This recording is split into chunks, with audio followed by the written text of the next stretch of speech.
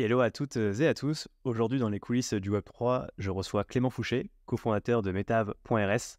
Alors, Metav.rs, où vous avez levé 3 millions d'euros en octobre 2022.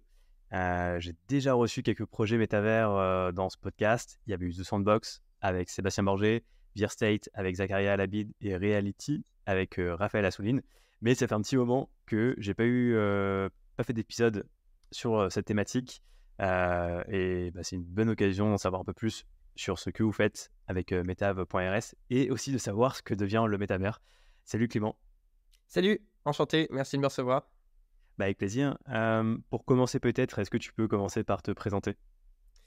Oui, avec grand plaisir. Donc moi, c'est Clément, je suis cofondateur de Metav.rs. Je reviendrai un peu après sur la société spécifiquement.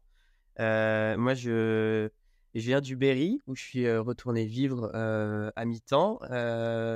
J'ai grandi ici avec mon frère, qui est aussi cofondateur et CEO de Metav.rs. Et puis après, j'ai démarré ma carrière en transfo digital chez Yves Rocher, où je m'occupais d'une cinquantaine de territoires. J'avais ma petite équipe, donc c'était des déploiements de sites e-commerce, gestion de campagne média, gestion des réseaux sociaux. Puis j'ai fait ça pour un gros labo pharma avec de gros budgets sur plusieurs marques au niveau européen. Après, je m'apprêtais à partir. J'allais partir chez Twitter. Et au final, on a eu j'ai eu l'opportunité de m'associer avec mon frère, sur lesquels on a commencé à structurer cette entreprise. Il y a de ça 2 ans, un peu moins de 2 ans. Et je me suis lancé pleine balle dans l'entrepreneuriat. Et c'est un chouette parcours. On avance, on construit. On est passé par déjà beaucoup de cycles. C'est vrai que quand je regarde dans le rétro, 2 ans, c'est passé à la fois vite, mais il y a eu aussi beaucoup de moments différents. Et je ne sais pas si tu veux que j'introduise Metav.rs, notre solution, ou la Ouais, genèse. mais alors déjà, non, mais c'est intéressant de revenir sur ton parcours. Donc, j'ai vu que tu avais travaillé pour, comment ça s'appelle, H&H, je sais pas comment il faut le prononcer, Health Ouais, and Happiness. Donc, c'est un oui. groupe qui est spécialisé dans l'agroalimentaire. J'ai vu que tu avais par exemple racheté la marque française Good Goût.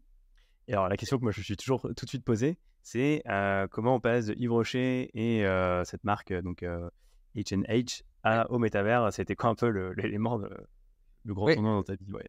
Alors, bon, j'ai toujours été geek et avec mon frère, on a toujours été assez geek, gamer, voilà, jouer à tout un tas de jeux vidéo différents. J'étais en transfo digital aussi, j'étais déjà dans le secteur. Pour te dire, chez H&H, j'avais des gros budgets médias, des déploiements de sites, des clusterisations au niveau de plusieurs pays, gestion aussi de toute la partie e-retail, conférences, je dirais par exemple Amazon.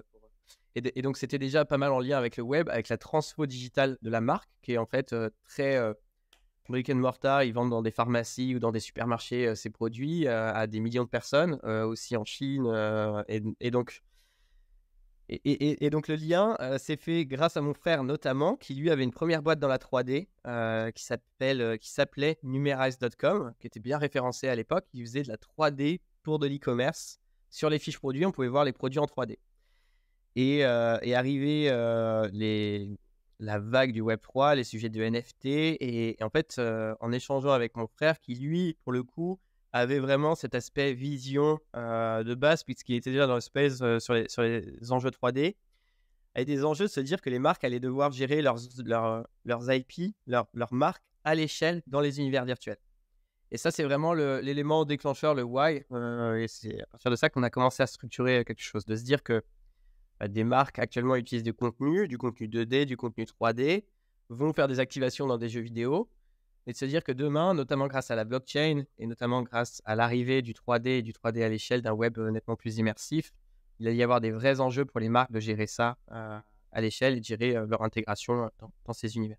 Ça, c'est vraiment Pour prendre d'ailleurs un exemple concret, c'est de dire que demain, Nike, comment en fait on va gérer les paires de Nike virtuelles dans un monde virtuel comme je sais pas, The Sandbox ou Roblox ou d'autres jeux en fait. Voilà, c'est ça, c'est de se dire que, en fait, derrière tout ça, il y a énormément d'insights assez intéressants et on est vraiment reparti de cette partie insight. Ces insights-là, c'est la génération Z, et on pourrait étendre même à Alpha, mais en grosso modo, on appelle ça Next Gen, des 18-35 ans, ont des relations marques consommateurs, attendent des relations marques consommateurs vraiment différentes Un des insights, c'est 80% de la génération Z considère que la relation avec leur marque favorite est ennuyeuse. Au global, on est vraiment sur des CRM très transactionnels. J'achète ce montant-là, ça va me débloquer des avantages avec la marque. Et en fait, nous, on est assez convaincus que quand on se parle de métavers, quand on se parle de Web3, au global, c'est que les frontières entre gaming, social et commerce deviennent de plus en plus poreuses. Les marques ont des enjeux de transformer leur expérience client, leur expérience utilisateur. Et ça, ils vont le faire justement avec des nouveaux programmes. On vient jouer avec la marque, on vient transformer un peu les codes. Et ça, on trouve ça super intéressant. Et ça permet derrière de débloquer à la fois soit des programmes un peu communautaires, de communauté de marques, où derrière, il va y avoir des mécaniques. Je vais avoir différents chapitres, je vais pouvoir récupérer un NFT qui va me débloquer des avantages et je vais venir jouer avec la marque. Ou ça peut être même beaucoup plus simple sous forme d'activation, où ça peut être un NFT, un token, mais qui est en fait un actif, où on ne sait même pas, on s'occupe de rendre ça hyper fluide, hyper smooth pour l'utilisateur final. Et juste, tu viens jouer avec la marque et tu vas avoir, après je pourrais te parler d'exemples qu'on construit, mais des mécaniques super intéressantes à travailler. Donc ces insights, c'est nouvelles attentes consommateurs. 2, on entre aussi dans une ère au global un peu de la drop culture où tu vas attendre des marques, je sais pas, des collabs. On avait pu voir Balenciaga et Adidas, on a pu voir là, Adidas et Bugatti. Quand on se parle de NFT, mais même pas de produits physiques, il y a cette notion de venir vivre des expériences de marque assez uniques, de venir posséder des choses que les autres n'ont pas. Et la blockchain permet quand même ces nouveaux usages associés, les notions de scarcity, de rareté, de pouvoir les échanger, d'avoir ces mécaniques. Je prends l'exemple des départements dans les cordons bleus qu'on achetait. Alors, c'est un exemple sur lequel on ne tradait pas, mais les mécaniques, on va récupérer les actifs numériques des marques qui vont débloquer de nouveaux avantages, de nouvelles expériences, un peu les cartes Panini, un peu à la Sorare, mais le tout en marque blanche pour venir transformer l'expérience utilisateur. On va mêler réel, virtuel, et après, je viendrai plus en concret derrière sur comment on le déploie. Carrément. Et alors, pour venir dans le vif du sujet, vous aujourd'hui, est-ce que tu peux expliquer en gros la proposition de valeur de Metaf.rs, pardon, et ce que vous faites, comment vous accompagnez les marques? Carrément, avec plaisir. Donc, partant de cet insight de se dire que les relations consommateurs-marques sont assez ennuyeuses, on le transforme à travers, grosso modo, 4 produits intégrés.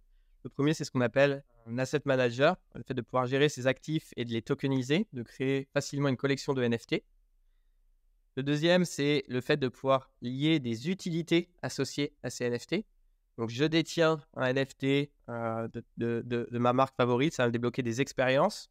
Je vais pouvoir être identifié avec un QR code, je vais pouvoir être identifié sur le site de la marque. Le troisième, c'est de le lier à des expériences immersives, le fait de pouvoir intégrer ça dans des univers virtuels ou dans des mini-univers de marques, des petits environnements 3D qu'on a pu déployer pour différentes marques. On en a d'autres là qui arrivent. Et le quatrième, c'est de piloter ses performances. Donc, à la manière d'un Shopify, c'est une sorte de boîte à outils pour venir transformer son expérience client, son expérience utilisateur. Le tout est en marque blanche, intégrable facilement avec un SDK. Et donc, soit nous, on peut gérer le projet au global, soit on le met à disposition aussi de marques ou d'agences qui vont pouvoir utiliser ce programme-là. Et derrière, du coup, les cas clients associés, grosso modo, en fait, on en a 2. Un qui est toute une partie qu'on appelle très immersive commerce, comment grâce à la 3D on va créer des expériences immersives pour transformer l'expérience utilisateur de la marque. Et 2, une solution très engagement, loyalty, mécanique de club à travers des NFT.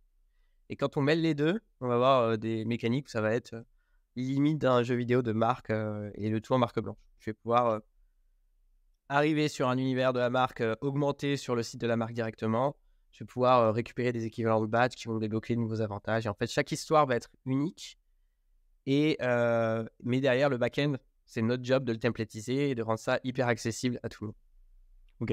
Alors, sur la partie club, ça fait penser à quelques projets que j'ai déjà interviewés sur ce podcast. Il y avait par exemple Cohort et Taylor qui permettent en fait de faire ce dont tu parlais, des loyalty programmes. Alors, est-ce que cette brique-là ressemble un peu à ce que font Cohort ou Taylor ou c'est un peu différent? Ouais, je pense que si par rapport à Cohort ou Taylor, je pense qu'on a un produit qui est assez similaire.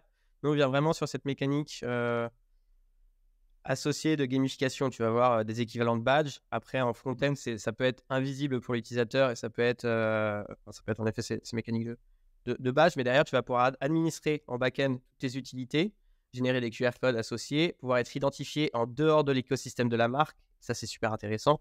Je peux te donner un exemple, par exemple, pour la marque, la banque privée du Crédit Agricole. on déploie un programme où en fonction d'événements auxquels tu participes, en 2 clics, tu récupères un badge, qui a une représentation sous forme de pierre précieuse, qui va te débloquer des avantages chez des marques partenaires. Et là, en l'occurrence, c'est un Soulbound Token, donc il est non transférable. Et en fait, c'est pour inciter les personnes à participer à plus d'événements. Donc, pour que ces personnes-là fassent partie de ce club, elles doivent remplir certains critères. Elles doivent avoir entre 25 et 40 ans, avoir au moins 3 millions sur leur compte en banque, participer aux événements classés Next Gen. Et en fait, en y participant, on vient gamifier la mécanique avec un peu une logique Pokémon Go. Tu participes à l'événement de Monaco, bah tiens, tu récupères ton badge, ça va débloquer des avantages chez une grande maison de luxe associée derrière. Et donc, ces mécaniques un peu entre chasse au trésor et Pokémon Go, ça permet, de favoriser l'engagement de cette audience, de ramener une nouvelle histoire et une nouvelle mécanique aussi, un nouveau narratif et qui est super intéressant à travailler. 3, en fait, on le pousse même, là, en l'occurrence, c'est de la blockchain, et du coup, il voulait aussi éduquer sur ces enjeux Web3, mais ça pourrait être quelque chose d'hyper simple, hyper accessible, hyper ludique, si on voulait, et qu'on ne voit même pas le wallet. Donc, sur une partie comme ça, gamification, en effet, une solution qui peut être, sur laquelle on n'est pas les seuls sur le marché, mais tant mieux, parce que je pense qu'en fait, il y a énormément de choses à faire, et au niveau de toutes les marques, nous, on est pas mal spécialisé luxe, retail, mais pour moi, en fait, cette transformation de l'expérience client va passer par ces mécaniques-là, sur lesquelles, en fait, on pourrait se dire même, parfois, il n'y a pas besoin de blockchain, mais nous, en fait, notre solution, vu qu'elle est pluggée, c'est encore plus simple que s'il n'y avait pas de blockchain qu'on l'avait. Et la blockchain va amener 2 choses super intéressantes. Un, c'est le fait de pouvoir échanger ces badges ou ces actifs de marque, ces actifs officiels de marque, et d'échanger aussi les utilités associées. Et 2, c'est la notion un peu d'interopérabilité sur la blockchain, où on va pouvoir être identifié en dehors du système d'information de la marque. Ouais, ça c'est hyper intéressant. C'est-à-dire que demain, et c'est ce qui peut permettre, on l'a vu avec Core Taylor, des collaborations entre différentes marques et des échanges, on va dire, de communautés, je sais pas, entre Decathlon et par exemple, je sais pas, Auchan, s'ils veulent faire un partenariat, chacun a sa base. Et le fait qu'il y ait la blockchain, ça va permettre, entre guillemets, comme tu le disais, de ne pas être dépendant de la base utilisateur de Decathlon ou de Auchan, mais d'avoir l'information qui est en fait utilisable de tous, en fait, de toutes les marques. Ouais, complètement. Et après, en fait, tu vois, chaque storytelling pour chaque marque peut être unique et peut être. Pour moi, on en est vraiment qu'au tout début. Et ce qu'on voit de plus en plus, c'est que l'année dernière, en 2022, quand il y avait la hype du Web3, on mettait ça, c'était un peu le buzzword qui faisait que les personnes voulaient y aller, les directeurs innovation devaient tous avoir un programme Web3 dans leur roadmap. Désormais, on se concentre vraiment sur les usages et vraiment sur la création de valeur, où on va être sur des mécaniques de club associés. Ou des mécaniques de... même ça peut être beaucoup plus simple qu'un club, ça peut être juste mécanique de chasse au trésor, c'est mécanique hyper simple en mode plug and play, mais le narratif, le storytelling peut être complètement différent d'une marque à l'autre. Et on vient transformer l'expérience utilisateur en venant jouer avec la marque. Et tout à l'heure, tu parlais de SDK, donc en fait, c'est un kit d'intégration. L'idée, c'est de permettre d'intégrer aux marques, d'intégrer directement en fait, votre outil dans leur interface pour pas qu'il y ait une histoire de wallet, etc. Et juste directement, en étant connecté avec ton adresse mail sur le site de la marque, tu peux directement, j'imagine, avoir tes badges. Voilà, c'est ça. Alors, l'idée, en effet, il est d'avoir un parcours utilisateur le plus simple possible. Donc, soit ça va être intégré directement dans le compte utilisateur de la marque, sur son site e-commerce, sur son site, voire sur son application. On a des échanges actuellement, on ne l'a pas encore fait. Ou alors, de l'intégrer de manière très simple sur un petit site dédié sur lequel, en fait, il y a pas mal de marques qui aiment jouer sur le fait de déployer un programme avec les bons codes associés pour que ça parle à cette audience-là. Et ce qu'on constate, c'est qu'il y a des marques qui vont être assez traditionnelles et qui vont déployer des programmes avec des visuels graphiques un peu plus tech, un peu plus jeunes, pour aller toucher cette audience-là et l'engager autrement. Ok. Et d'ailleurs, pour revenir sur ces... parlons d'exemples. Alors, avant même de parler de use case, c'est intéressant, tu parlais aussi de l'aspect 3D. Est-ce que tu peux revenir dessus? Parce que j'imagine que, de ce que j'ai compris, alors, mais peut-être que c'est faux, c'est que vous permettez aux marques, donc une fois qu'elles ont créé via votre outil des NFT, c'est d'apporter, on va dire, peut-être un support 3D lié au NFT pour qu'ils puissent après avoir ce NFT au format 3D dans un métavers. Est-ce que c'est ce que vous permettez? Vous permettez aussi la création de l'asset en 3D et vous accompagnez les marques là-dessus? Oui, alors en effet, on s'est rendu compte assez rapidement, tu vois, on aurait aimé être juste produit et mettre ça dans les mains d'agences qui l'utilisent et qui le roll out de manière globale. qu'on constate, c'est que le marché est quand même assez peu mature. Il y a un besoin d'accompagnement et il y a un besoin d'accompagnement en fait presque de bout en bout. C'est-à-dire qu'on fait des collabs avec des grosses agences, avec des cabinets de consulting qui nous posent des clients sur lesquels on va collaborer derrière, qui eux vont travailler sur toute la phase très, très conceptuelle. Et encore, on se rend compte qu'il y a quand même des besoins d'accompagnement de la part de ces agences-là parce que eux, ils font pas du Web3 en continu. Notre produit reste somme toute assez complexe. Et il y a un besoin aussi de prod derrière. Et donc, nous, on a un studio interne avec, on a 6 personnes en 3D, avec une directrice de création qui a bossé plus de 15 ans dans le luxe pour de grandes maisons et qui peut on peut soit le gérer en interne avec notre studio, soit le déléguer avec des studios partenaires sur lesquels nous, on va gérer cette partie chefferie de projet. Et après, on va se reposer sur des experts sur des verticales différentes. Je te donne un exemple sur Unreal Engine. On a des experts en interne, mais qui build sur une partie produit et sur lequel on ne veut pas se défocus de cette partie-là. Donc, on peut aller chercher. On a un partenaire spécifique sur cette partie-là si on a un besoin. Et donc, ça, derrière, ça nous permet d'être vraiment le relais, d'être garant et d'aller faire des expériences très spécifiques d'une marque à l'autre. Parce qu'on se rend compte que les besoins, en tout cas d'un point de vue expérience pour l'utilisateur final, sont assez différents. Et donc, dans cette logique-là, ce qu'on fait grosso modo avec la 3D, en fait, on a 2 pans. Un, soit on peut prendre tes produits et on te les met en 3D. Et ça, en fait, c'est ce qu'on vendait déjà pour Numerize, c'était la boîte de mon frère. Donc, cette expertise-là, on l'a depuis plus de 5 ans, sur laquelle il n'y a pas de Web3 spécifiquement. C'est mettre ses produits en 3D sur un site e-commerce de marque. Typiquement, là, on l'a déployé pour Mage. On était intégré sur l'ensemble du site de Decathlon. On a été intégré sur pas mal de sites associés. Mais c'est-à-dire que c'est 3D pour e-com, mais nous, on peut accompagner aussi de manière plus globale sur la 3D un peu transformationnelle, de se dire qu'une fois que tu as cet asset-là, que tu veux l'intégrer dans des univers virtuels, que tu veux l'intégrer ailleurs, avec notre studio, on peut clairement prendre ça en charge, soit en direct, soit avec des studios partenaires. Et s'il y en a qui nous écoutent, on est ravis de connaître les différentes prestations de différents types de studios.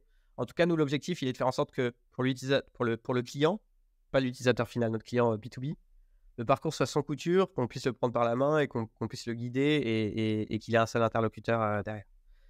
Ouais, pardon. Vas-y, je t'en prie. Non, c'est intéressant, tu parlais de Mage et de Decathlon. Donc, vous faites pour eux, vous adaptez des objets 2D en 3D. C'est pour quel usage? C'est pour leur site internet ou ça va être après pour du métavers par la suite? Alors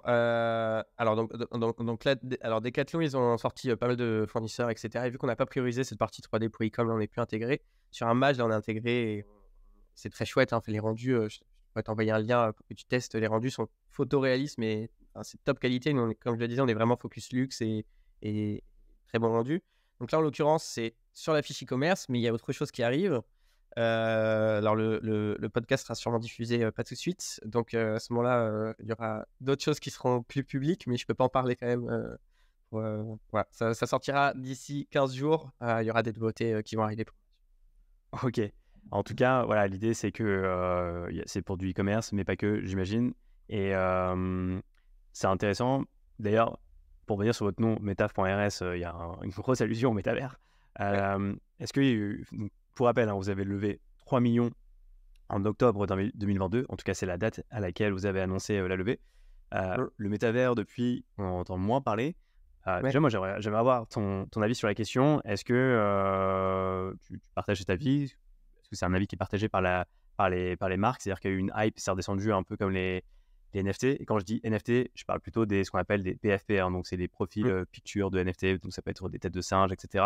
Je ne parle pas de loyalty programme, donc des programmes de fidélité mis en place par des marques qui s'appuient sur la technologie NFT. Mais déjà, c'est quoi ton avis sur le métavers Alors en fait, mon avis sur le métavers, déjà, je pense qu'il y a une image globale qui est que le métavers, c'est avoir un masque de réalité virtuelle sur la tête et plus bouger de chez soi et vivre dans cet univers-là. Nous, on a une définition qui est en fait au global entre Web3 et métavers. On considère qu'on arrive à un point de maturité technologique à travers le fait de rendre accessible la 3D, mais pas spécifiquement avec un masque, parce que toute la partie hardware, on en est encore loin. Mais la 3D accessible sur le web notamment. Le fait que le Web 3 aussi, avec la technologie de la blockchain et de la décentralisation globale, va permettre de débloquer de nouveaux usages. Et nous, on est convaincus qu'une marque va devoir donc gérer son IP, va devoir gérer sa marque à l'échelle dans les univers virtuels. Ça va comprendre les jeux vidéo. Qu'on constate déjà, c'est que les marques là se ruent sur du Roblox, sur du Fortnite pour aller créer des activations, pour aller capter une nouvelle audience, parce qu'en fait, c'est des nouveaux médias. Et en fait, le métavers, selon nous, c'est une combinaison de plein d'univers virtuels qui aujourd'hui ne communiquent pas, mais qui demain seront interconnectés, notamment grâce à la blockchain. Et quand on va dans Fortnite, on y va pour aller jouer et tuer des personnes en face, mais on y va surtout pour retrouver ses potes. Il y a toute une économie derrière aussi associée sur lequel on va acheter un skin et les Gen Z commandent des skins pour Noël, par exemple. En fait, il y a déjà une activité relative, donc c'est cool d'avoir sa paire de baskets dans la cour de récré, mais de l'avoir devant 10 000 personnes dans Fortnite, c'est encore plus stylé. Et en fait, cette notion de marqueurs sociaux, quand je parlais d'insight avant, c'est-à-dire qu'on rentre dans cette ère où on est déjà hyper connecté. Il y a des notions aussi de communauté ou d'appartenance à des groupes en fonction de à la fois ce qu'on peut porter. Enfin, il y a cette notion un peu de marqueur social de je porte une paire de Nike, je porte une Rolex ou autre. Je parle dans le monde physique, mais qui se transpose aussi dans le digital. Je vais adorer cette marque-là, donc je vais rejoindre aussi des communautés, des points d'échange. Je vais venir jouer avec la marque, et en fait, le tout cumulé va permettre d'avoir des combinaisons qui vont mêler physique, digital, où je vais récupérer des actifs de marque qui vont me débloquer de nouveaux avantages, qui demain pourront me débloquer peut-être un skin dans un jeu vidéo, qui pourront me débloquer tout. Et en fait, c'est une sorte de boîte à outils pour créer des parcours sur mesure pour les marques en fonction de leurs besoins. Et l'enjeu, il est de réussir à être un peu ces tuyaux, cette solution qui permet aux marques d'aller gérer demain leur IP dans les univers virtuels. Maintenant, cela étant dit, on n'en est pas là. Ouais. Il y a pas mal d'univers sur lesquels, il y a, en termes d'audience, des univers qui peuvent intégrer de la blockchain, sur lesquels, en termes d'audience, quand une marque a un enjeu d'aller recruter, d'aller gagner en visibilité sur cette audience-là, les audiences ne sont pas forcément au rendez-vous ou autre. Donc, ça va se faire vraiment cas par cas. Et chaque programme de marque va être assez unique. Et nous, ce qu'on constate, c'est qu'actuellement, les programmes, c'est surtout des programmes qui vont être... soit des marques vont aller build dans des univers virtuels et vont faire des activations ou autres. Et ça, c'est pas nous. Nous, on va pas gérer le fait de faire une map dans Fortnite ou dans Roblox. Ça, c'est pas notre mission. On peut le faire avec des partenaires s'il y a besoin. Nous, ça va vraiment être l'asset, l'actif de la marque qui va être au cœur de tout. C'est-à-dire qu'un actif numérique va pouvoir débloquer tout un tas d'avantages dans toutes les réalités. On en est convaincu. Et c'est de se dire que ce NFT va être un passeport pour la suite. Je pourrais revenir après sur des cas d'usage ou des partenariats qu'on peut mettre en place. Carrément, mais de ce que je comprends en tout cas, c'est que vous misez vraiment sur le fait d'être ce pont entre le Web 2 qu'on connaît et le monde un peu, le métaverse et le monde vraiment ces nouveaux mondes digitaux, et donc permettre de gérer la propriété intellectuelle de ces actifs-là sur ces nouveaux mondes. Et d'ailleurs, j'ai l'impression qu'il y a un peu aujourd'hui deux types de métavers. D'un côté, tu as les Roblox et Fortnite dont tu parlais, qui sont finalement des jeux vidéo qui existent depuis un moment et qui sont pour le moment pas corrélés à la blockchain, et les mondes virtuels type The Sandbox, Decentraland, qui eux sont très axés métavers. Et j'ai l'impression que c'est surtout la première catégorie de métavers dont on parlait, donc Roblox, Fortnite, qui prend aujourd'hui au niveau des utilisateurs, peut-être parce que c'est aussi sont plus avancés et qui proposent une meilleure expérience utilisateur peut-être. Ouais, je pense qu'en fait, ils ont pris un prisme très gaming dès le démarrage, c'est-à-dire que tu viens avant tout pour jouer et après, by the way, tu rencontres les bots, et en fait, ça crée une émulsion, c'est-à-dire que tu viens, tu sais pourquoi, et par rapport à d'autres univers virtuels, mais qui pour moi n'ont pas du tout dit leur dernier mot, c'est-à-dire que quand on prend The Sandbox, la promesse est folle, ils en sont encore, c'était des alphas jusqu'à présent. Ils ont embarqué tout un tas de marques, et je suis convaincu que pour la suite, ils vont faire, ça va être en termes de nombre d'utilisateurs, quand tout va merger, il y a des gros coups à jouer et ça va devenir canon. En effet, je pense qu'il y a cette notion un peu de gameplay sur lequel il y avait cette mécanique de gaming, de rétention derrière associée, sur lequel je pense de ce que je ressens, et encore une fois, c'est juste mon ressenti, ils mettent vraiment désormais cette mécanique gaming au cœur du dispositif, et pour le coup est très intéressant. Quand vous avez levé les 3 millions, c'était sur justement quelle proposition de valeur? Est-ce que ça avait déjà la proposition de valeur autour du métavers, ou c'était plus sur les NFT? Est-ce que vous avez pivoté depuis la création de Metav.rs? Ouais. Alors, si on a pivoté, alors forcément, il y a des ajustements, c'est certain, compte tenu du marché qui évolue. Nous, vraiment, c'était, enfin, tu vois, les pains, c'était de se dire, on rentre du Web 2 au Web 3, on passe du Web 2 au Web 3, le web passe aussi de la 2D à la 3D. Les marques vont avoir des besoins de gérer leur IP à l'échelle dans les univers virtuels. Ça, c'est notre promesse, mais à long terme, hein. Enfin, c'est-à-dire que de résoudre ce pain-là, actuellement, une marque, elle va dire, OK, aller pénétrer dans les univers virtuels, mais faire une activation à droite à gauche, c'est intéressant. Ce qu'on constate vraiment aujourd'hui, de manière très concrète, très pragmatique, c'est qu'il y a une vraie opportunité pour les marques d'aller transformer leur expérience utilisateur dès maintenant en ramenant de la gamification dans leur parcours. Et en fait, on se concentre vraiment sur ce pan-là parce qu'on considère qu'il est créateur de beaucoup de valeur. De se dire que tu détiens un NFT qui va être donné, distribué, vendu. Plus tu en as, plus tu vas avoir... soit plus tu en as, soit ton NFT peut être évolutif. Et donc, en fonction de conditions, en fonction de triggers en amont, ton NFT va évoluer, ton profil utilisateur ou ton image ou peu importe ce que c'est, la représentation, et va débloquer tout un tas d'avantages et d'expériences associées. Et donc ça, derrière, c'est cool parce que quand on est en écosystème assez ouvert, on va pouvoir, derrière, créer des histoires sur mesure avec des mécaniques de webhook, avec des mécaniques de conditions, de triggers associés sur lesquels on peut faire des partenariats avec d'autres solutions type CRM, avec d'autres solutions en sortie pour plus immersive ou des blocages de skins associés ou des blocages d'expériences physiques pour assister.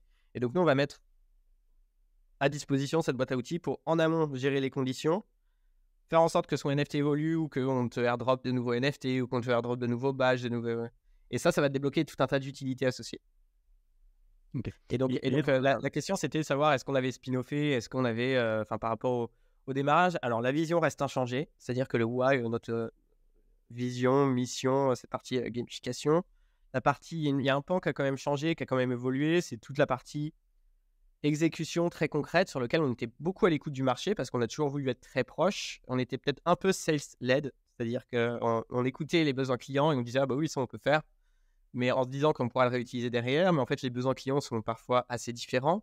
Dans cette logique de productiser au maximum pour après pouvoir réutiliser toute cette couche technique d'un client à l'autre, on constate que toute la brique qu'on avait pu déployer, qui était vraiment des univers 3D accessibles à tout le monde, où tu peux te balader, remplir des mécaniques de quête, débloquer de nouveaux badges, de nouveaux collectibles ou autres.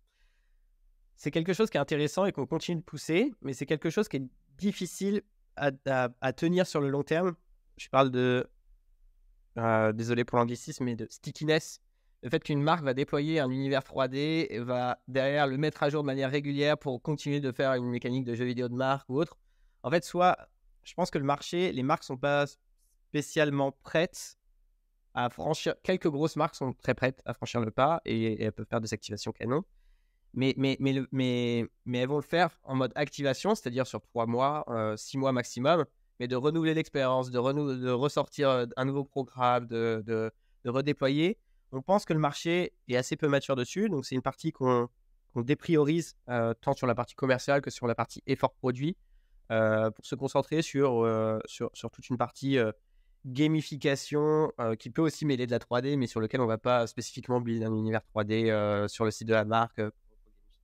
Donc un peu plus, en fait, si je pourrais résumer, c'est que c'est un peu plus du plug and play, un peu plus du facile à déployer et pas des programmes. Je te donne un exemple, il y a un client, un très gros client sur lequel on a signé un très gros chèque qu'on a été payé.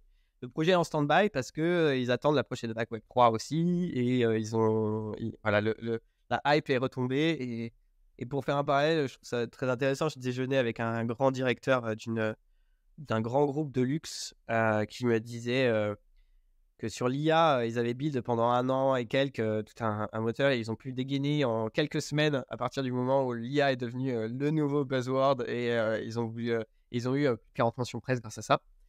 Et en fait, sur le Web3, ils veulent faire la même chose, c'est-à-dire qu'ils savent que c'est des cycles. Les Bitcoin maximalistes, ils avaient investi depuis 2016 dessus, ils savent que c'est des cycles et qu'ils reviennent. Et l'enjeu, il est de continuer de build des programmes, de continuer d'avoir cette approche un peu test and learn, de bien comprendre ce qui fonctionne, pas du tout de le penser en mode activation. C'est-à-dire que c'est pas du one-shot ce qu'on déploie, c'est plus des programmes un peu de feed sur lesquels ils sont déployés en parallèle de programmes de feed existants ou des mécaniques de club associées. Et donc là, on continue de déployer soit en interne, soit en externe, mais à une modeste échelle. On n'est pas encore sur la phase de massification sur ce type de programme. Il y a quelques marques avec lesquelles... il y a une marque sur laquelle on a des discussions très avancées sur un programme sur lequel là c'est hyper ambitieux et ça devient avec une adoption massive, sur lequel on se parle même pas de Web3, c'est juste un programme gamifié au global. Mais ça reste, somme toute, pas le plus grand nombre de projets. Et donc, de ce que je comprends, c'est marrant parce que c'est une question que je voulais te poser, c'est souvent, il y a cette notion de hype. Il y a des marques qui ont voulu, parce qu'il y a eu un engouement pour le métavers, le Web3, les NFT, se lancer. Sauf qu'en interne, entre le moment où ils se sont dit, tiens, on a l'idée, et le moment où les budgets ont été débloqués, ils se sont dit, ok, c'est bon, on y va. Et le moment où ils ont construit le projet, en fait, la hype est redescendue. Et donc, dans ce cas-là, la question que je me posais, c'est, ok, qu'est-ce qu'ils font? Est-ce qu'ils vont quand même lancer le projet, mais un peu à contre-temps, ou ils le mettent un peu en stand-by, en attendant qu'il y ait une reprise de la hype sur cette thématique? Ouais. Alors, en fait, là, le projet dont je te parle, c'est un projet qui est un projet de transfo. C'est-à-dire que c'est un retailer qui doit se transformer, qui a des gros enjeux là-dessus. Et direct, l'ambition était posée sur lequel c'était les PNL à 5 ans. C'était un énorme projet sur lequel, qui dit énorme projet dit gros risque, dit quand en interne une restructuration ou autre et qu'il faut cut certaines parties du budget, c'est forcément celles qui sont peut-être le plus à risque, même si in fine le projet d'un point de vue business, mais pas le business à risque, c'est plus d'un point de vue investissement.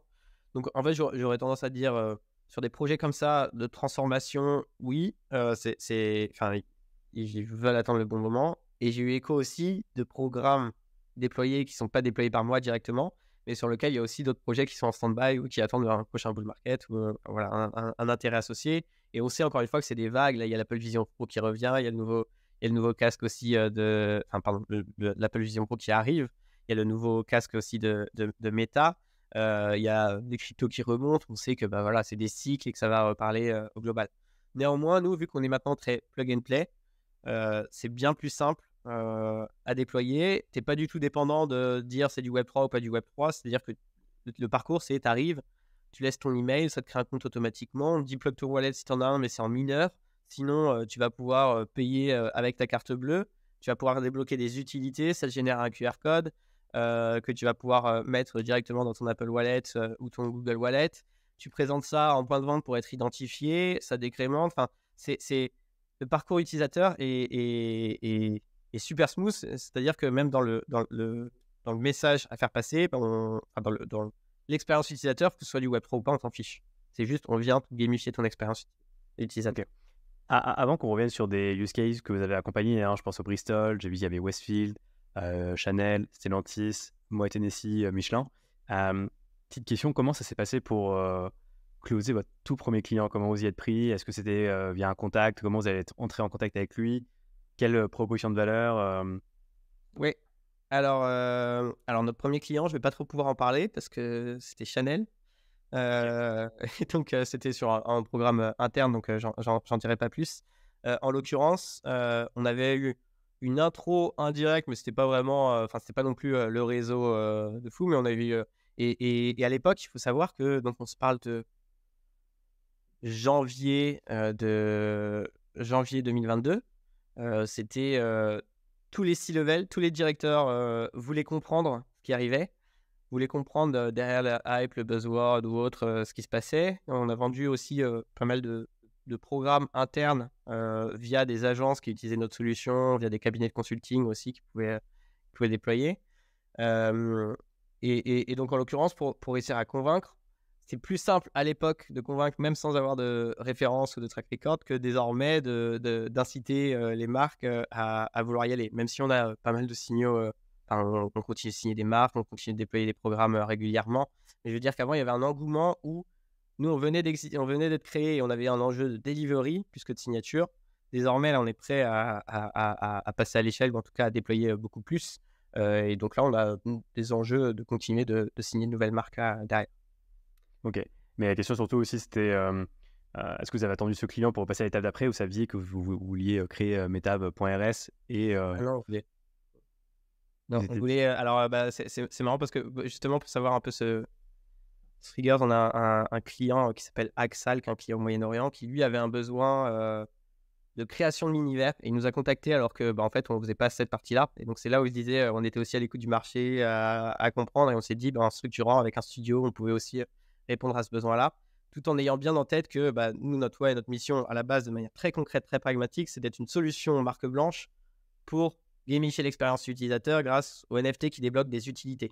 Et ça, c'est vraiment le cœur de notre produit et c'est là-dessus, on ne voulait pas se défocus. Donc, continuer de le construire. Mais autour de ça, on pouvait faire des expériences un peu plus sur mesure en fonction des besoins de marque. Ok, plus en mode consulting finalement. Ouais. Ouais, alors plus en mode consulting. Alors plus prod, on aime bien en amont avoir une agence, soit l'agence de la marque, soit une autre agence qui nous pousse un concept pour qu'après on soit plus dans l'exécution. Néanmoins, si on peut quand même le prendre en charge, mais on n'est pas une agence. Et...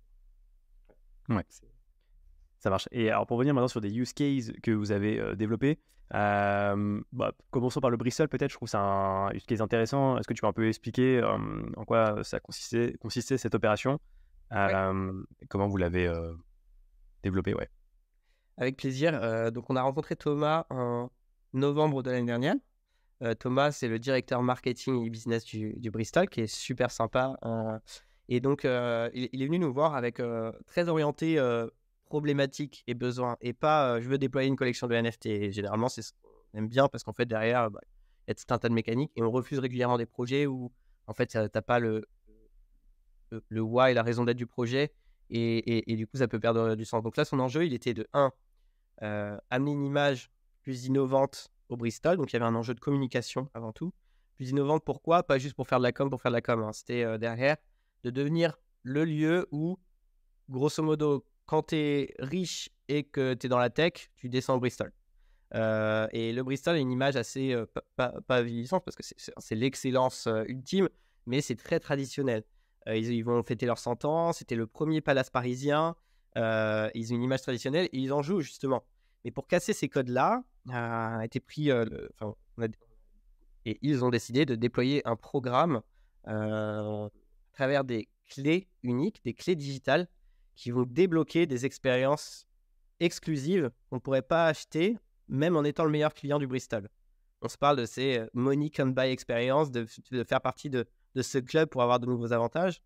Et pour te donner quelques exemples d'expériences, tu en as une où c'est le fait de débloquer un atelier cuisine avec le chef Éric Fréchon, 3 étoiles, dans les cuisines du Bristol.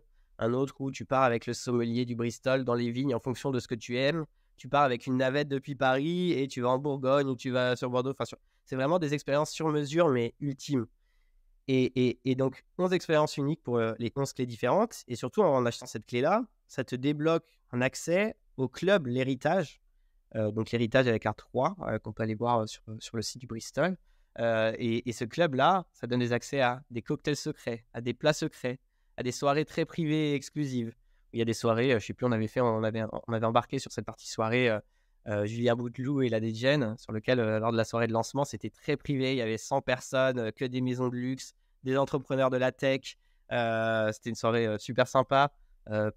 Petit four du chef 3 étoiles, open bar dans le Bristol After Dark, qui est le bar sur lequel ils ont un repositionnement aussi nettement plus tendance associé.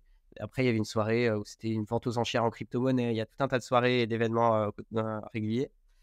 Et tu as des accès à la piscine. Une fois par semaine, tu peux y aller, même si tu ne dors pas au Bristol. Alors que c'est très exclusif et même les personnes de l'Élysée essayent d'y aller et elles ne peuvent pas y accéder.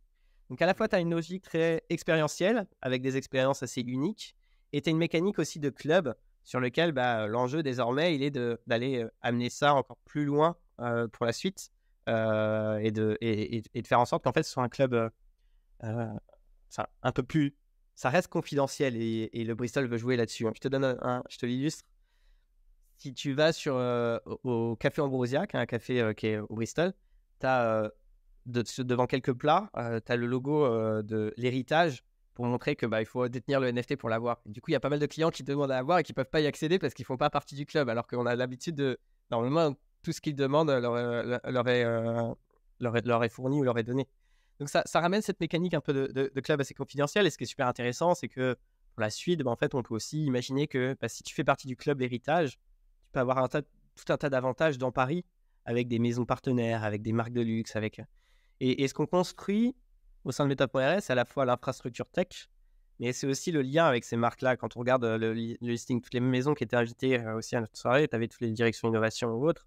Et de faire des ponts, je trouve que si on reprend l'exemple d'un dossier sur lequel tu peux avoir des personnes qui ont un certain montant sur leur compte en banque, c'est un solvent token, donc tu peux les identifier. Tu peux imaginer que ça intéresse énormément les grandes maisons d'aller capter cette audience-là, d'aller les recruter pour leur proposer de nouveaux services, de nouvelles expériences, des sections token gated sur des sites e-commerce, de se dire que tu dois détenir le NFT pour avoir accès à des sections exclusives sur un site e-commerce.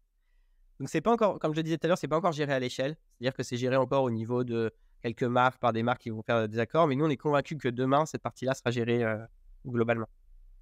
Carrément, c'est hyper intéressant. Et donc, en fait, il y avait deux opérations en une. C'est-à-dire que d'un côté, tu avais les 11 NFT, chacun représentait une expérience, et tu avais aussi donc l'accès au club L'Héritage. Et est-ce que ce club, d'ailleurs, il existait avant le lancement du NFT ou il a été créé pour l'occasion?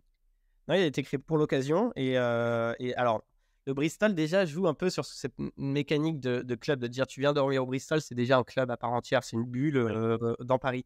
Néanmoins, là, c'est un peu le club ultime. Et c'est des insights super intéressantes sur lesquels on travaille aussi avec d'autres maisons, avec d'autres marques. Et nous, on est vraiment sur cet aspect quand même très expérientiel associé. C'est-à-dire qu'on ne fait pas des cas d'usage de Digital Product Passport ou d'actifs numériques. Nous, on va plus se plugger, se dire une fois que tu as ton DPP, que tu as ton token KMI, que tu achètes un produit physique, toute une logique servicielle d'expérience derrière pour amener une nouvelle expérience client, une nouvelle expérience utilisateur. Alors, c'est intéressant. Donc, admettons, je suis au Bristol, je commande justement un cocktail réservé au club L'Héritage. Comment ça va se passer? Comment la serveuse, le serveur va vérifier en fait que j'appartiens bien à ce club-là?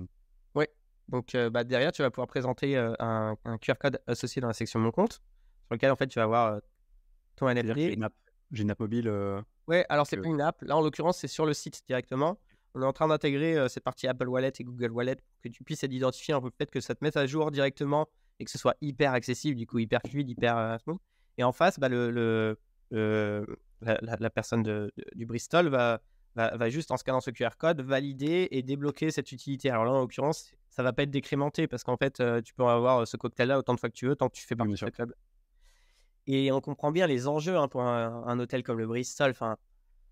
Alors, là, on va s'en reparler peut-être parce qu'on rentre dans le prochain bull market, on l'espère. Mais en fait, d'aller capter cette audience crypto riche, le Bristol, en fait, ça fait partie d'un plan de transfo plus global. C'est-à-dire qu'ils acceptent les cryptos et ils sont en train d'accepter les cryptos quand tu vas à l'hôtel. Donc, c'est de te dire demain, je sais pas, tu as une mécanique où tu as un CryptoPunk, tu veux faire partie du club L'Héritage où tu peux. Et ces mécaniques-là, elles sont super intéressantes à travailler, quoi. Pour aller recruter, capter une nouvelle audience, les engager. Et en l'occurrence, dans cette mécanique transformation, le cas fonctionne bien parce qu'il y en a pas mal qui nous disent « Ah, le Bristol », et même ça ramène une nouvelle image au Bristol After Dark. On se parle là de nouvelles soirées au global qui peuvent être encore augmentées pour la suite. Donc voilà, c'est que le début, c'était à titre pas expérimental, mais il y a des enjeux d'aller plus loin pour la suite. Ok. Et un petit détail, question que je me posais, c'est-à-dire que quand tu as ton NFT, c'est un seul bound token, c'est-à-dire que tu peux pas le transférer? Il Pas lui, pas celui-là. Ça, c'est un NFT transférable. D'accord. Bon, j'imagine que c'est encore expérimental, mais qu'à terme, il y aura cette question de dire, ok, si c'est par exemple, cette preuve est dans mon téléphone, donc format dans mon Apple Wallet, si j'ai revendu le NFT, comment le NFT entre guillemets sort de unique. Wallet? Et donc ça, on arrive bien à faire en sorte que après ça soit bloqué. Donc on arrive. Non, bien. On a bien pris en compte le sujet parce qu'en effet, c'est un vrai point pour la suite. Bien. Un autre peut-être use case qu'on peut mettre en avant, je sais pas, il y a Westfield, moi Tennessee. Westfield, c'est intéressant. Est-ce que tu veux en parler donc, pour rappel, non, je peux pas en parler de manière publique. Des cas, je peux te faire de manière assez générale, et je pense qu'ils sont des cas très intéressants, alors sur lesquels on a déployé pour 2 gros clients, 2 grands. Et alors, juste avant qu'on parle de ces cas-là, juste la question, la raison pour laquelle tu ne peux pas en parler, c'est parce que le projet a été lancé, la marque ne souhaite pas communiquer dessus, peut-être parce que ça a été un flop, peut-être parce que c'était expérimental, ou parce que le projet va être lancé. Parce que le projet va être lancé. Ok. Alors que Chanel, Euh, ce que je comprends, c'est que c'était plutôt. Bon, ils ont lancé en interne. Je sais pas si les résultats sont à la hauteur, enfin, de ce qu'ils attendaient, mais en tout cas, pour l'instant, ils veulent non. pas. Alors, non, non, c'est pas ça en l'occurrence, mais typiquement sur des cas internes, alors, on a deux types de cas de figure en interne, et sans nommer spécifiquement les marques, parce que je suis pas là pour enfin, les citer sans. En fait, on peut, je peux en parler, mais pas de manière publique comme ça, sans leur accord et que ce soit Ok. diffusé. Donc, je peux pas faire une repasse derrière pour leur dire c'est bien ok que j'ai dit, Hmm. que je vous ai mentionné dans le podcast. Sur des cas pour des grandes maisons, des grands groupes, on va utiliser en fait cette technologie aussi en interne pour gamifier l'expérience collaborateur. C'est-à-dire que tu vas avoir des mécaniques où tu peux avoir un passeport pour les salariés. Tu peux avoir une représentation sous forme d'avatar. La représentation, après, en fait, elle peut être vraiment différente d'un client à l'autre. Mais sur lequel, en fonction de petites quêtes que tu vas réaliser en interne, tu vas pouvoir débloquer des badges. Et le tout est mis sur la blockchain, mais le parcours est pareil, sans couture. Donc, il y avait des enjeux l'année dernière de faire en sorte qu'on comprenne la technologie, que les personnes se créent un wallet et que ce soit des programmes où tu es vraiment un wallet, tu te crées un wallet toi-même, tu te crées ton MetaMask, tu te crées, et désormais, on est vraiment sur cette mécanique d'utiliser ça en tant que boîte à outils pour gamifier l'expérience collaborateur, sur lesquelles Et ces alors, quêtes. c'est intéressant parce que c'est quoi le but de la marque derrière de faire ça pour ses Ouais. collaborateurs? C'est Fa- Favoriser l'engagement, faire en sorte que repenser en fait alors il y a plusieurs points. Il y en a un sur l'interne, ça va être comment favoriser l'engagement collaborateur, gamifier l'expérience et de se dire qu'en fait tu vas avoir une mécanique de petites quêtes à réaliser, mais qui peuvent être simples, c'est-à-dire je vais collecter les déchets autour du bureau, je récupère en 2 clics mon NFT, et à la fin de la saison, si j'ai tous les NFT, tous les badges, ou après la représentation peut être différente, bah, tu débloques des avantages physiques aussi avec la marque. Donc, pour inciter avec une logique parfois RSE ou logique for good derrière. Tu en as d'autres où c'est dans des programmes d'éducation au Web3, sur lequel derrière tu vas regarder des vidéos, et quand tu le regardes directement, on te airdrop un badge associé. Donc en fait, le fait que ce soit de la blockchain, on s'en fiche presque. Et c'est là où on comprend que la technologie devient de plus en plus mature, devient intégrée, et c'est là où c'est encore plus intéressant. C'est-à-dire que tu vas avoir juste derrière un storytelling assez fort, de dire, je sais pas, il y a une chasse au trésor, où il y a des quêtes à réaliser, sur lesquelles les quêtes, soit nous on peut les faire en direct, soit on va utiliser une autre solution derrière associée. Et derrière, tu vas avoir des avantages. Et en fait, ce storytelling-là, c'est à la marque de le créer ou à l'agence avec laquelle on va collaborer. Et vu que c'est quand même des enjeux sur lesquels ça peut vite être une coquille vide, c'est-à-dire que tu peux lancer le programme, mais si tu n'as pas en interne des champions dans chaque division, en fait, faut un accompagnement là-dessus. Et donc, sur ce type de projet, s'il n'y a pas un accompagnement ou s'il n'y a pas une maturité en interne, bah, en retour d'expérience en tout cas, il faut toujours qu'il y ait soit une agence, soit des personnes en interne qui portent vraiment ce projet. Ok. Et alors, est-ce que tu peux parler aussi peut-être enfin, par rapport à ce que tu viens de dire, par rapport à ce test en interne, comme, enfin, la blockchain comme outil de communication interne avec des quêtes, est-ce que tu as des exemples de marques qui ont utilisé cette solution? Ou pareil, c'est Ouais, confidentiel? ouais, je préfère pas dire, mais on a deux très grands groupes qui l'ont utilisé alors à chaque fois, enfin pareil, on se parle de c'est-à-dire que c'est pas déployé au niveau global directement. C'est-à-dire que ça va être d'abord déployé au niveau d'une business unit, puis après déployé plus vastement. Donc c'est pareil, c'est des programmes qui s'étendent sur plusieurs années. Ça, Tac. Est-ce que tu veux parler d'un dernier use case peut-être grand public que vous avez accompagné d'une marque que tu peux citer? ouais, je pourrais te parler peut-être de Michelin. Ça t'intéresse? Ouais, carrément. Alors j'ai vu qu'il y avait pas mal d'agences qui étaient impliquées dans le projet. Je crois qu'il y avait l'agence Bulldog, par exemple. Ouais, Quelle autre agence j'ai vu passer? Je sais plus. Non. Infinity Labs. Oui, voilà, c'est ça. Aussi. Voilà. Et sur lequel, en fait, ce type de setup, pour nous, c'est le meilleur. C'est-à-dire que nous, on va se concentrer sur la tech, la solution, et ils sont pris par la main par une agence qui va s'occuper de tout le storytelling, tout le narratif. Et donc, nous, on met à dispo notre solution, sur lequel, là, en l'occurrence, c'est très PFP, un peu dead-gen, type ce qu'on voyait beaucoup l'année dernière. Néanmoins, c'est efficace parce qu'en fait, si on repart d'un point de vue très enjeu pour Michelin, l'enjeu pour eux, il est d'aller capter une nouvelle audience, recruter une nouvelle personne à la marque, de parler en direct à leurs consommateurs aussi, là où ils ne sont pas distributeurs et en fait c'est compliqué pour eux d'amener une mécanique communautaire de ta marque. Ils font vivre des expériences sur place. Déjà, ils le faisaient vivre avec, voilà, je sais pas si tu es un très bon client, tu es invité sur le tour des 24 heures du Mans ou tu es invité à un MotoGP. Et ben en fait ça, de se dire que le NFT en tant que pass, pour faire partie de la communauté, c'est quand même un super outil pour débloquer tout un tas d'utilités, pour faire partie de ce club, pour avoir des avantages aussi en dehors de l'écosystème de Michelin potentiellement, avec des mécaniques où là, on a géré la semaine dernière un lancement pour toutes les personnes qui n'avaient pas listé leur NFT sur OpenSea, récupérer un nouveau poster, des nouveaux souvenirs de Michelin associés. Donc, c'est intéressant à travailler comme mécanique. Et surtout, c'est, encore une fois, pareil, c'est de la transfo. C'est-à-dire que c'est pas un one-shot, c'est un programme communautaire sur lequel il y a eu un lancement de Discord. C'est un projet qui est ambitieux et qui a mis pas mal de temps à sortir parce que faut aligner en interne et c'est long et c'est un gros projet. Donc, malgré le fait que c'était en bear market, ou en tout cas le volume des NFT avait énormément diminué, on a vendu pour 2400, on a vendu 2400 NFT en 72 heures. On projetait d'en vendre 5000, mais l'enjeu, il était dans tous les cas de passer au-dessus des 2000 pour avoir vraiment une communauté derrière de personnes pour que ça continue de vivre et d'avoir des mécaniques derrière de member, get member, de parrainage, d'ambassadeur de marque pour la suite. Donc, ça a permis à Michelin de valider une sorte de proof of concept, de générer des revenus aussi en interne, parce que quand on est dans une boîte assez traditionnelle, le fait de montrer que ça génère des revenus, que ça peut transformer un modèle dans le futur, c'est super intéressant. Ça a permis aussi de créer une communauté. On parle de plus de 25 000 utilisateurs, users sur les différents réseaux sociaux, un Discord super actif, des personnes, une communauté super saine pour te donner un indicateur. Il y a des personnes qui sont là pour se faire des bénéfices et des opportunistes, c'est certain. Mais même les personnes ne le vendent pas spécifiquement. Le prix du NFT a fait x3 par rapport à avant. C'était dans les volumes d'échange, c'était dans le top 5 pendant un bon moment sur OpenSea. Mais il y a vraiment des personnes qui sont là pour la marque, pour venir vivre une aventure, pour venir. Michelin, c'est l'aventure quand même. C'est en lien avec le guide Michelin, en lien avec